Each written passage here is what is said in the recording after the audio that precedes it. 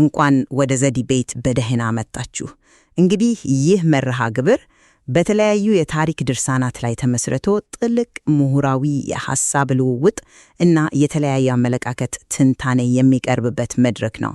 ዛሬ የምንመረምረው ጉዳይ እጅግ አጓጊ ሆነ እና አብዛኛውን ጊዜ በስህተት የሚታሰብ የታሪክ ምዕራፍ ነው።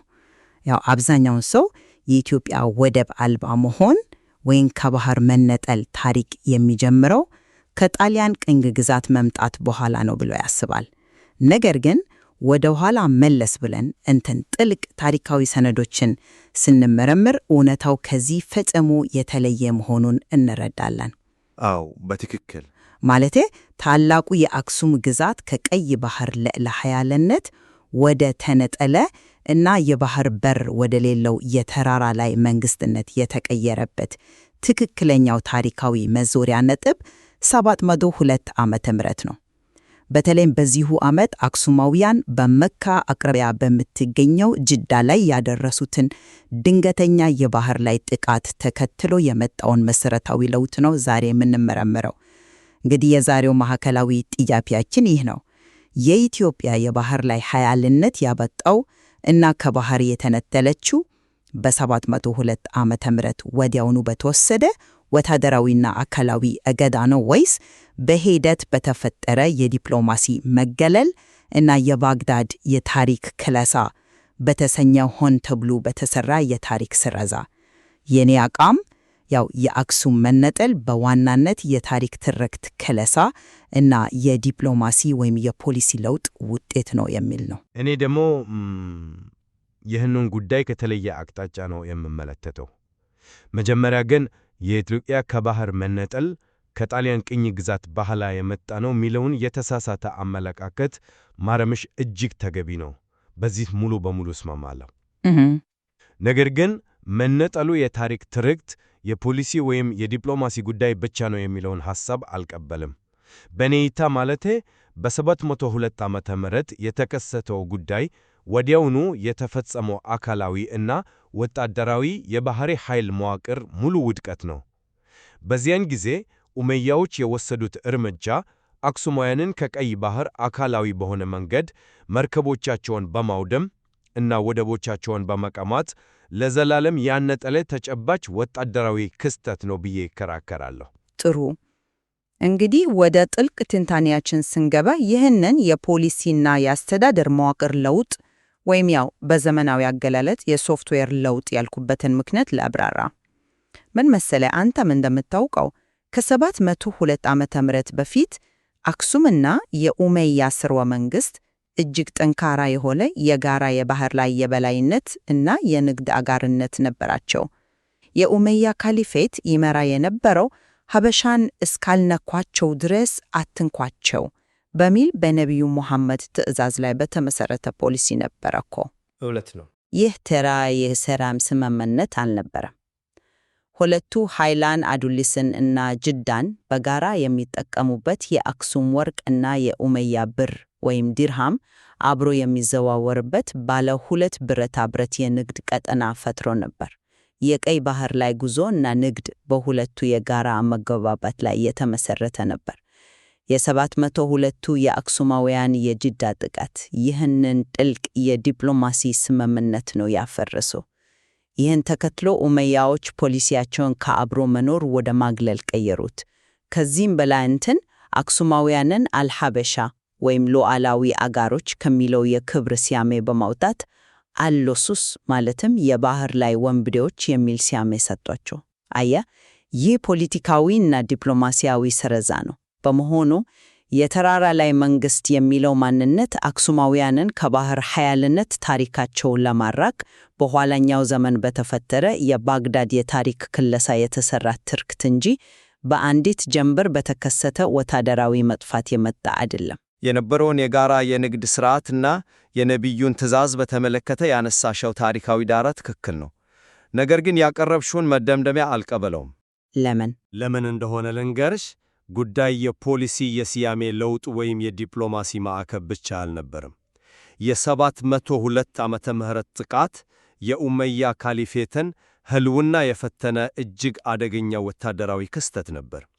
እስቲ አስቢው፣ አክሱማውያን ከመካ 65 ኪሎ ሜትር ርቀት ላይ በምትገኘው ጅዳ ላይ ነው ያልተጠበቀ ጥቃት ያደረሱት። በወቅቱ ያው የካሊፋው አብድ አልማሊክ አስተዳደር በኢብን አልአሻአቲ ዓመፅ ጦርነት ተወትሮ ኢራቅ ውስጥ ትልቅ ቀውስ በነበረበት ሰዓት ነው። ይህ ወታደራዊ ጥቃት ለካሊፌቱ አስደንጋጭ ነበር፣ ምክንያቱም የእስልምናው ዓለም ማዕከል የሆነችው መካ በቀጥታ ለአደጋ ተጋልጣ ነበር።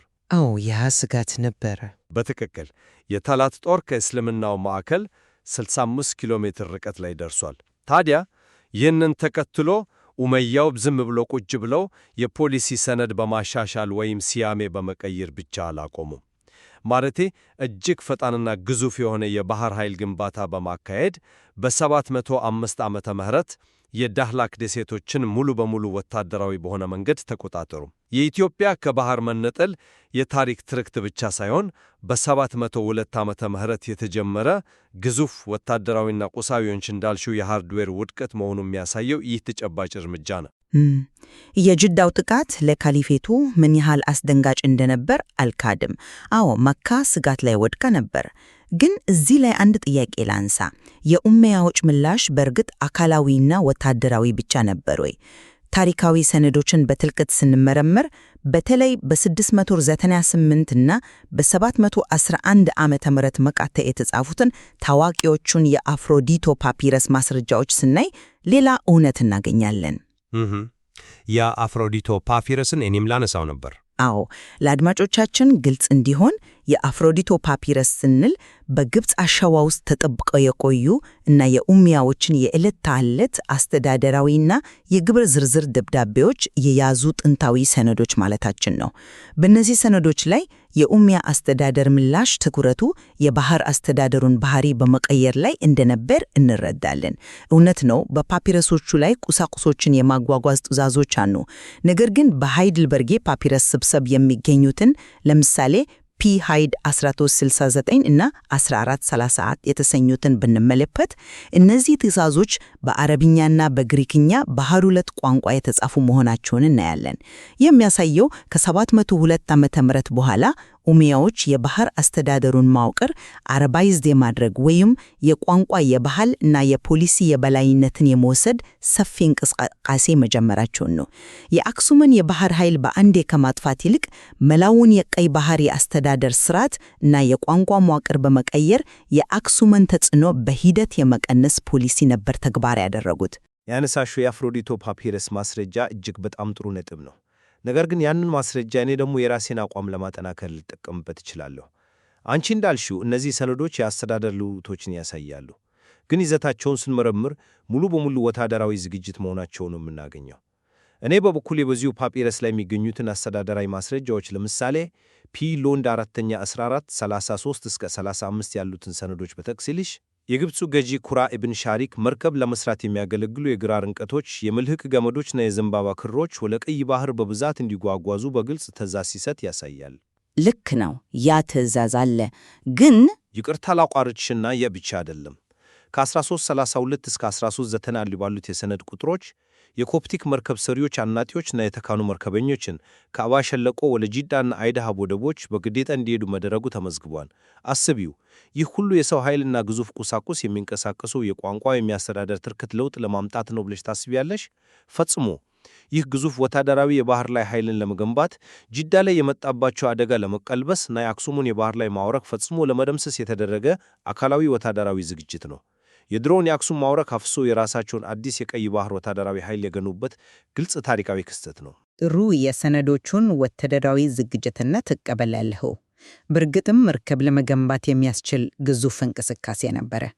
ነገር ግን ይህንን እንቅስቃሴ እንዴት እና ለምን ዓላማ ተጠቀሙበት የሚለው ላይ ነው ልዩነት ያለው። ወታደራዊ ግንባታው እንደነበር አልክድም። ነገር ግን በ705 ዓመተ ምህረት ዳህላክን የመቆጣጠራቸው ዋነኛ ዓላማ አካላዊ ውድመትን ከማምጣት ይልቅ የአክሱማውያንን የቀድሞ የአጋርነት ታሪክ ማጥፋት ነበረ። ኡመያዎች ዳህላክን ሲቆጣጠሩ ሆን ብለው የባህር ዳርቻ ጎሳዎችን፣ ያው የአሁኖቹን የኤርትራና የትግራይ የባህር ጠረፍ ነዋሪዎች ቅድሚያዎቹን ማለት ነው ከደጋማው የአክሱም ማዕከላዊ መንግስት ጋር የማጋጨትና የማስተጓጎል ስትራቴጂን ነው ተግባር ያደረጉት። ማጋጨት ብቻ ነበር የምትየው? አዎ፣ አክሱማውያንን ቀደም ብዬ እንዳልኩት አልሎሉሶስ ወይም የባህር ላይ ወንበዴዎች የሚል ስያሜ የሰጧቸውም የዚሁ የስነ ልቦና የኢኮኖሚና የፖሊሲ ጦርነት አካል አድርገው ነው። የዳህላክ ቁጥጥር አክሱማውያንን ከባህር የለየው መርከብ በማሳጣት ብቻ ሳይሆን ፖለቲካዊና ዲፕሎማሲያዊ መሰረታቸውን በማናጋት ነው።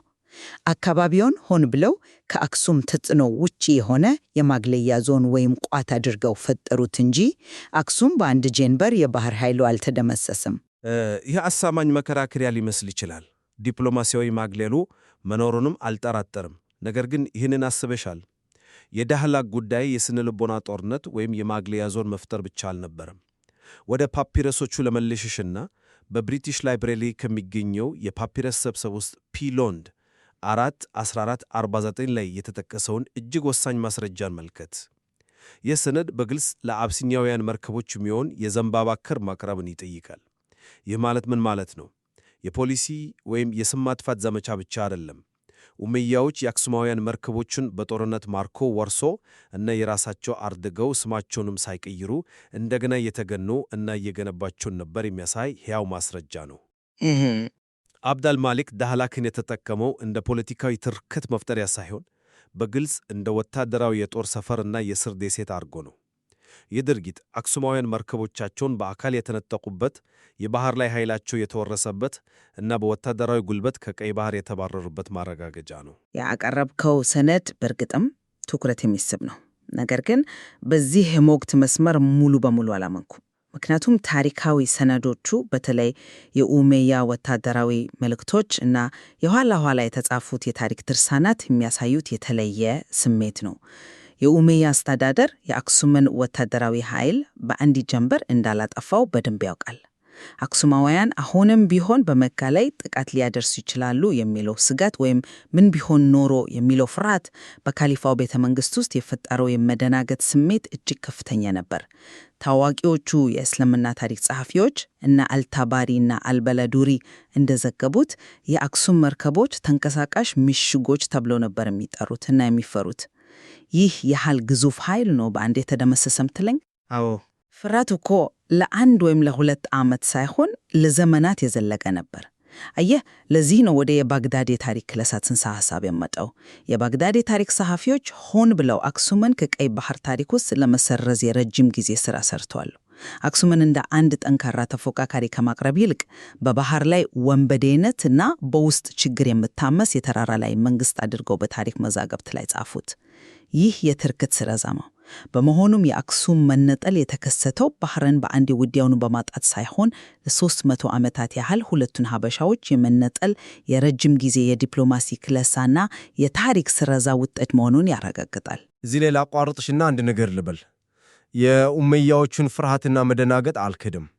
በእርግጥም የ702 ዓመተ ምህረት ጥቃት ማዕከላዊው የካሊፌት ስርዓት ላይ ያነጣጠረ ስለነበር ፍርሃታቸው እጅግ ተገቢ ነበር። መካን የመሰለች ቅድስት ከተማ አደጋ ውስጥ ወድቃ ማንም አይረጋጋም። ነገር ግን ይህ ሁኔታ የኔን መከራከሪያ ይበልጥ ያጠናክረዋል እንጂ አያዳክመውም።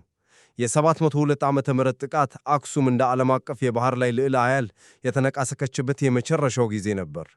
የኡመያዎች መደናገጥ ያስከተለው ውጤት ፈጣን፣ ቁርጠኛና እጅግ አውዳሚ የሆነ ወታደራዊ እርምጃን ነው። አንቺ ያልሻቸው ተነቃቃሽ ምሽጎች የተባሉት የአክሱም መርከቦች ከዚያ ጥቃት በኋላ ዳግመኛ በታሪክ አልታዩ። የት ሄዱ? ተደመሰሱ ወይም በፓፒረሱ ማስረጃ እንዳየነው ተወረሱ። አክሱም ያንን የባህር ላይ ጦርነት በማጣቷ ነው ከባህር በር ሙሉ በሙሉ የተነጠለችው። ይህ ምን ቢሆን ኖሮ የሚለው የታሪክ አቅጣጫ የመቀየር ዕድል የሥልጣኖች መዞሪያ ነጥብ ነው። አስቢው፣ አክሱማውያን ጅዳን ይዘው ቢቆዩ ኖሮ የእስልምና ዓለም ታሪክ ሙሉ በሙሉ በተቀየረ ነበር። ምናልባትም የግዕዝ ቋንቋ የቀይ ባህር ዋነኛ የንግድ ቋንቋ ሆኖ ይቀጥል ነበር። ነገር ግን ወታደራዊ ሽንፈት ስለገጠማቸው መርከቦቻቸውንና ወደቦቻቸውን አጡ። የታሪክ ክለሳው ወይም የትርክት ለውጥ ሊመጣ የቻለው እኮ መጀመሪያ አክሱማውያን ወታደራዊ አቅማቸውን ስለተነጠቁና ምላሽ መስጠት ስለማይችሉ ነው። ይህ ወታደራዊና አካላዊ ሽንፈት ከሌለ ቱንም ያህል በባግዳድ ቁጭ ብሎ ታሪክ ቢጽፉ የተራራ ላይ መንግስት የሚለው ማንነት ሊመጣ አይችልም ነበር። ልክ ነህ። የ702 ዓመተ ምህረት ትልቅ የታሪክ መዞሪያ ነጥብ መሆኑን እኔ ሙሉ በሙሉ አምናለሁ። ያች ቅጽበት ብዙ ነገሮችን ቀይራለች። አክሱም ጅዳን ይዛ ቢሆን ኖሮ ዓለም ምን ትመስል ነበር የሚለው ሐሳብ በራሱ እጅግ አስገራሚ ምናባዊ ታሪክ ነው። ነገር ግን እኛ የምንወያየው ውድቀቱ እንዴት ጸና እና መነጽሉ እንዴት ስር ሰደደ በሚለው ላይ ነው። የሐሳብ ልውውጣችንን ወደ ማጠቃለሉ ስንመጣ ዛሬ የኢትዮጵያ ከባህር መነጸል ከጣሊያን ቅኝ ግዛት ታሪክ እጅግ የራቀ መሆኑን ግልጽ አድርገናል። ወደ እኔ ማጠቃለያ ስመጣ አክሱሙን ከባህር ያነጠላት በዋናነት ሆን ተብሎ የተፈጠረ የፖሊሲ፣ የዲፕሎማሲ እና የታሪክ ስረዛ ውጤት ነው የሚለውን አቋሜን አሁንም አጽናለሁ። ኡመያዎች የነበራቸውን ታሪካዊ የንግድ አጋርነት ሰርዞ የነቢዩን ፖሊሲን ቀይሮ አክሱማውያንን እንደ አጋር ማየቱን ተው ወንበዴዎች በማለት ታሪካዊ ትኩረቱን ቀየሩት። ይሄው ረጅም ጊዜ የወሰደ የፖሊሲ ማዕቀብ እና የባግዳድ የታሪክ ከለሳ ነው የዛሬቱን ኢትዮጵያ ከባህር ያራቃትና የተራራ ላይ መንግስት አድርጎ የቀረጻት እንጂ የ702 ዓመተ ምህረት ክስተት በራሱ ብቻውን አክሱሙን ከባህር አላስወጣት። የትክክል ለውጥ መኖሩንና የባግዳድ ታሪክ ጸሐፊዎች የራሳቸውን ሚና መጫወታቸውን ባልክድም እኔ አሁንም በዋናው አቋሙ እጸናለሁ። መነጠሉ በተጨባጭ የታሪክ ማስረጃ በተለይም በግብፅ አሸዋ ውስጥ በተገኙት የአፍሮዲቶ ፓፒረስ ሰነዶች እንደተረጋገጠው በ702 ዓመተ ምህረት የተጀመረ አካላዊና ወታደራዊ የባህር ኃይል መጥፋት ውጤት ነው። አክሱም የተራራ ላይ መንግስት ለመሆን የተገደደችው መርከቦቿ ስለተወሰዱባት፣ የባህር ኃይሏ በአካላዊ ጦርነት ስለተደመሰሰ እና ዳህላክን ጨምሮ ወሳኝ ወደቦቿን በወታደራዊ ኃይል ስለተነጠቀች ነው። ትርክቱ የተጻፈውና ማግለሉ የጸናው ከተጨባጭ ወታደራዊ ውድቀት በኋላ መሆኑን መዘንጋት የለብንም። የፖሊሲ ለውጥ ወታደራዊ ድልን ተከትሎ የሚመጣ ነው እንጂ ጠንካራ የባህር ኃይል ያለው ሀገርም በወረቀት ላይ በሚጻፍ ትርክት ብቻ ከባህር ማራቅ አይቻልም። እንግዲህ በሁለታችንም መካከል ሰፊ የሐሳብ ልዩነት ቢኖርም በ702 ዓመተ ምህረት የተከሰተው የጅዳ ጥቃት በቀይ ባህር ፖለቲካ፣ በኢስላማዊው ዓለም እና በሰሜን ምስራቅ አፍሪካ ታሪክ ውስጥ እጅግ ትልቅ የአቅጣጫ መቀየር ወይም የስልጣኔዎች መዞሪያ ነጥብ እንደነበር ሙሉ በሙሉ እንሰማለን። ታሪካዊ ሰነዶች በተለይም ዛሬ በስፋት ያነሳናቸው እንደ አፍሮዲቶ ፓፒሊዮስ ያሉ ጥንታዊ መዛግብት አሁንም በርካታ ያልተፈቱ የታሪክ እንቆቅልሾችን እና ጥልቅ ሚስጥሮችን እንዲያዙ ይገኛሉ።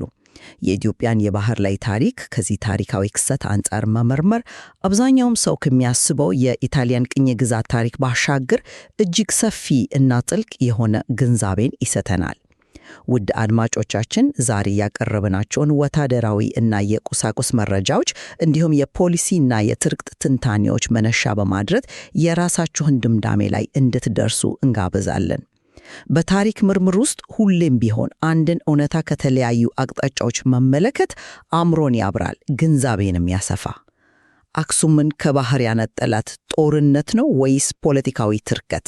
ይህ ጉዳይ አሁንም ክፍት ነውና ወደፊትም ጥልቀት ያላቸው ምርምሮችና ውይይቶች እንደሚያስፈልጉት እያመላከትን የዛሬውን መረጃችንን በዚህ እናጠናቅቃለን። አብራችሁን ስለነበራችሁ አመሰግናለን።